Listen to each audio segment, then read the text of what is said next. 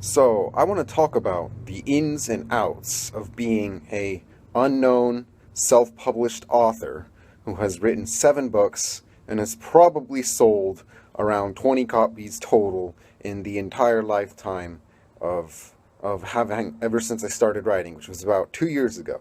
So, it's actually kind of disappointing, you know? When I first wanted to start writing, I first finished my first book, I was all excited. I was expecting people to be like, wow, you wrote a book? I'm going to buy it, or at least I'm going to read it. But that's not the case. That's not what happens. In fact, people, except my immediate family, of course, my immediate family likes my books, but people just aren't interested in self-published authors, or at least they're not interested in authors that they don't know about. That's the number one thing. And the number two thing is there are just so many self-published authors out there that you just get lost in this massive sea of books that are, mediocre at best, right? So I'd say my books are mid-range, maybe even low mid-range as far as quality goes, as far as writing ability goes, as far as content goes. They're mid-list, They're solidly mid-list, And the problem is those kind of books don't get word of mouth. When you finish a mid-list book and you finish it and you're like, that was like a 7 out of 10 experience. You don't go around telling people about it, and you don't go around buying more copies to give to people and stuff like that. That's the kind of stuff that gets a book known. And the problem with writing today is that writing is just too easy. It's just too easy. I finished my first book, giving about 60 to 100 hours of work, of effort, and that's really not that much time, That's 2 to 3 weeks of a full-time job, A full-time writer can finish a book in a month, okay?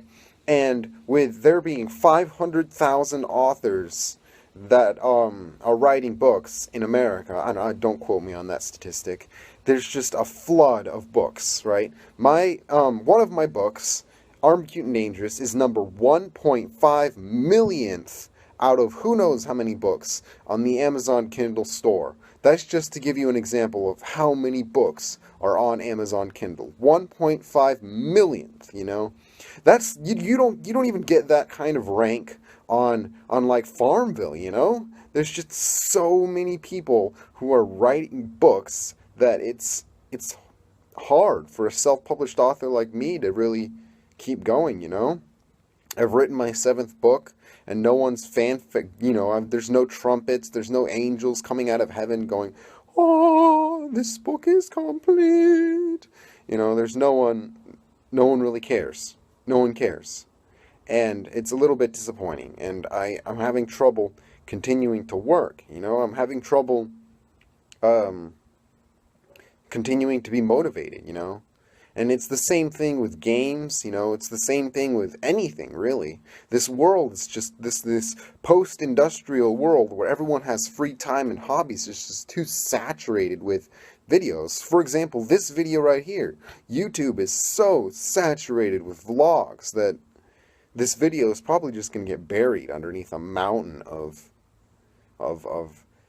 and I think that says something about, here I'm getting to my point now, right? This isn't just a rant about how disappointed I am that no one likes my books. This is me discussing how our post-industrial modern society has turned into this gigantic mill of content. It's a content mill.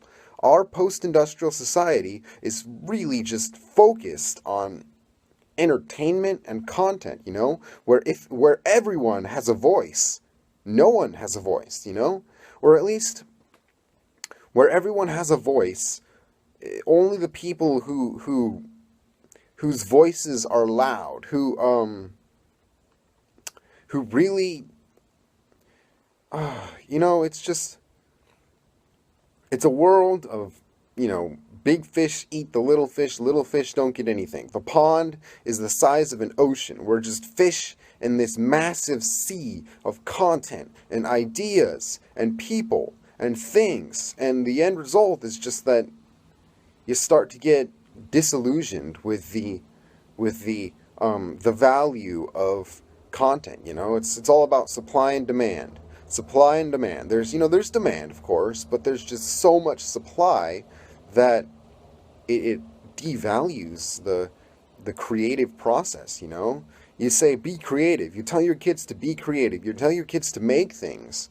When in reality, only like 0.001% of people who are creators will ever actually get to enjoy the fact that people look at their stuff, you know? And it's hard to dedicate your life to something when you know it's going to be lost in a sea of post-industrial, post-modern, post-internet, post-word processor, post-everything, really, a world, you know? And it's a little tough, but it's also a little interesting because that's the kind of world we live in today.